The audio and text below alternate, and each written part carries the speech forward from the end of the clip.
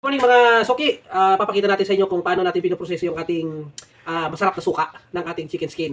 So ito lang yung mga ingredients natin, siyempre, doon sa maanghang, ano?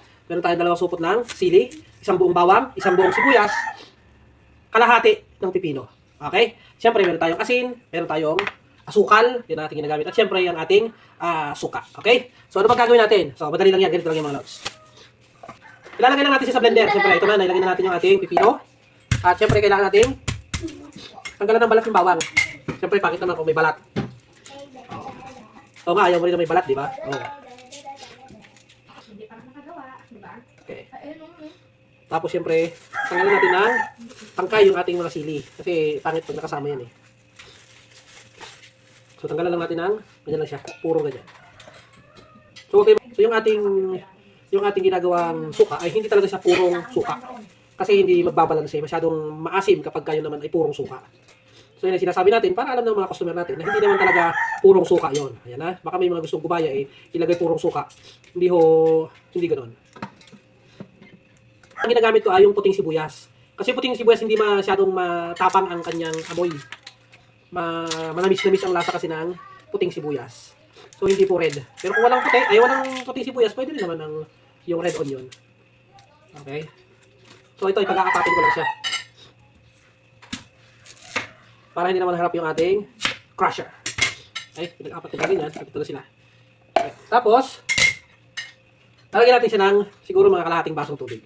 Kalahating, para madaling ma-crush yung ating ginagawang suka. Okay.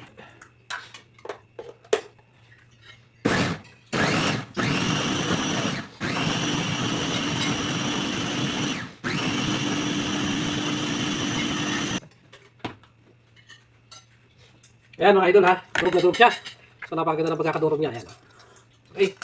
So meron ako ditong pitsil. Ito talaga yung aking standard na ginagamit para sa aking pagsukat ng suka. Ito nga pala yung ating ginagamit na suka, no?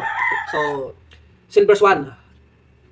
Ang timplada naman natin ay isang kutsara na asin. Ayan, yung puno-puno asin. Bali, isa at kalahati.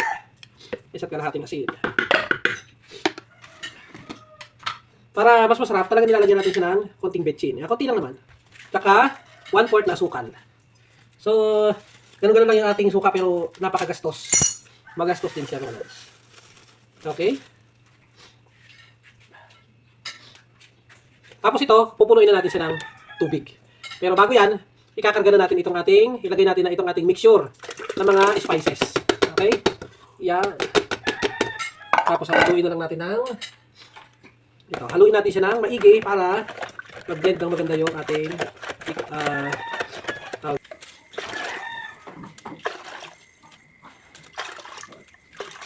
okay. Okay. Yan na mga lods, tapos na. Sarap!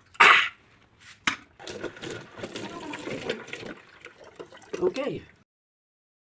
Yun lang mga idol. Sana nakuha nyo.